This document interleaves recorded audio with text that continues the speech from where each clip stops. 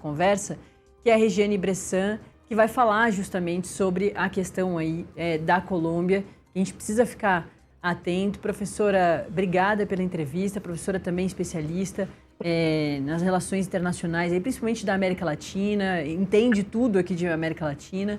O que está acontecendo na Colômbia, professor? Eu já passei por cima aqui, bem rapidinho, falando sobre essa escalada da violência.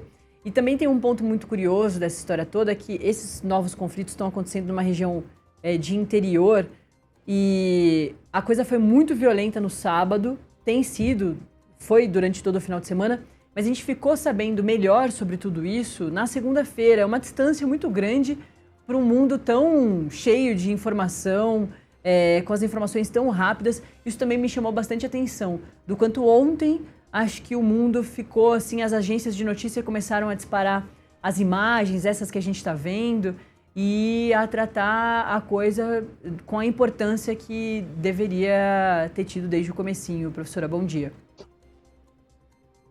Bom dia a todos que nos assistem nesta manhã. Eu queria começar explicando um pouco da situação colombiana, da história da Colômbia, para a gente entender a razão pela qual esse atentado. A Colômbia está no seu primeiro governo progressista, ou seja, na história colombiana nunca houve um governo do lado da esquerda, sempre foram governos à direita moderada ou direita bastante conservadora. Essa é a história política do país.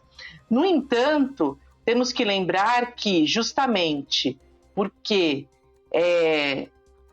no meio do século passado, quando tivemos governos no Brasil, na Argentina, que foram populistas e deram direitos as massas, eu estou falando de Getúlio Vargas, eu estou falando de Perón, na Colômbia não houve, por exemplo, nenhum presidente que pudesse atender às demandas populares, nem mesmo algum que fizesse reforma agrária como é tão desejado na América Latina. Com isso, surgiram os movimentos revolucionários. Então, a gente precisa lembrar que, atualmente, esses movimentos estão ligados ao narcotráfico, mas eles surgiram no intuito de reforma agrária, isso lá nos anos 50, 60. No entanto, eles, ao longo do tempo, se tornaram movimentos ligados ao narcotráfico, aproveitaram do narcotráfico para se enriquecer e consolidar esses movimentos. Assim, o governo, ao longo dos anos 70, 80, acabou por militarizar parte da população para combater os grupos revolucionários da Colômbia. Então, eu estou falando do Estado, de um lado, dos grupos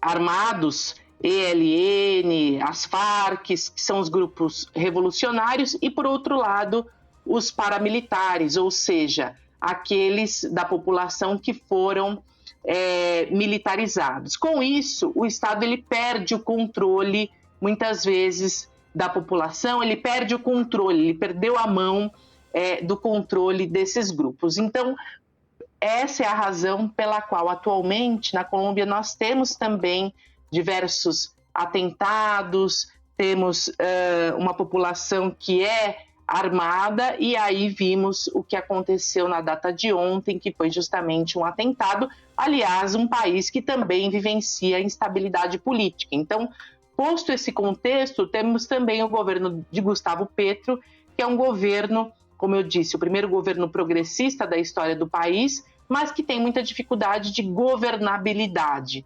Assim, o governo vem enfrentando desafios, manifestações, num cenário internacional que é dominado pela direita, pela extrema-direita. Portanto, temos que entender que talvez isso vai continuar acontecendo na Colômbia. Tivemos a morte recente de um candidato jovem que estava justamente no seu comício e acabou sofrendo também um atentado. Portanto, infelizmente, o país deve enfrentar nessas vésperas de eleição continuar enfrentando instabilidade política, muitas vezes por esse tipo de atentado, de ação do próprio povo, que parte da população que é armada.